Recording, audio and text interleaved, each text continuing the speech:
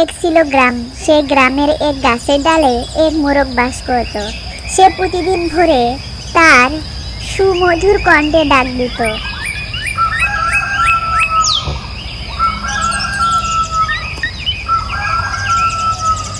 একদিন এক দ্রুত শিয়াল সেই গাছের নিচ দিয়ে যাচ্ছিল। মোরগের ডাক শুনে শিয়ালটি জিভে জল চলে এলো।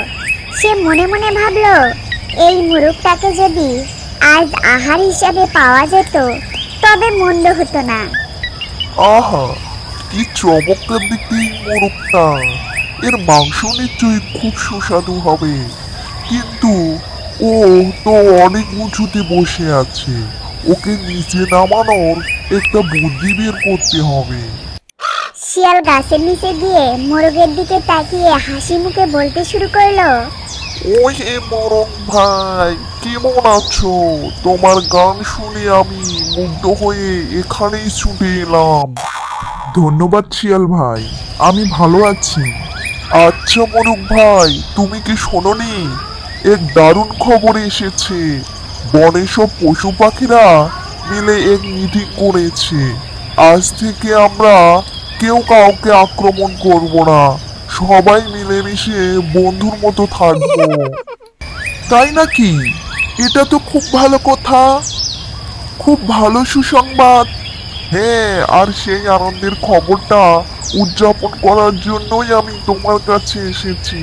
তুমি নিচে নেমে এসো, আমরা দুজনে কোলাকুলি করি এবং বন্ধুত্ব উদযাপন করি। মোরগটি বুঝতে পারলো শিয়াল তাকে ধোঁকা দেওয়ার চেষ্টা করছে। শিয়াল তাকে নিচে নামিয়ে খেয়ে ফেলবে। তাই সে শিয়ালকে জব্দ করার জন্য একটি বুদ্ধি বের করলো। ওরে বাবা, ওই দেখো শিয়াল ভাই, ওই দূরে একদল শিকারী কুকুর হন্তদন্ত হয়ে এদিকে ছুটে আসছে। শিকারী কুকুর? কোথায় কোথায়? হ্যাঁ, ওই তো আসছে। যেহেতু এখন থেকে সব পশু পাখিরা বন্ধু, তাই নিশ্চয়ই ওই কুকুরগুলো আমাদের সাথে আনন্দ করতে আর কোলাকুলি করতে এদিকে আসছে। তুমি যেও না শিয়াল ভাই, দাঁড়াও। ওরা এলেই আমরা সবাই মিলে একসাথে আনন্দ করব। না না মোরগ ভাই, আমার এখন খুব জরুরি একটা কাজ মনে পড়ে গেল। আমাকে এখনই যেতে হবে। আরে পালাচ্ছ কেন? তুমি তো বললে সবাই এখন বন্ধু। কুকুরগুলো তো তোমাকে কামড়াবে না। ও, ওই কুকুরগুলো হয়তো এখনো শান্তির এই খবরটা শোনেনি। আমি বরং পরে আসবো। শিয়ালটি প্রাণপণে দৌড়ে সেখান থেকে পালিয়ে গেল। শিয়ালকে পালাতে দেখে মুরগিটি মনের সুখে আবারও গান গাইতে শুরু করলো।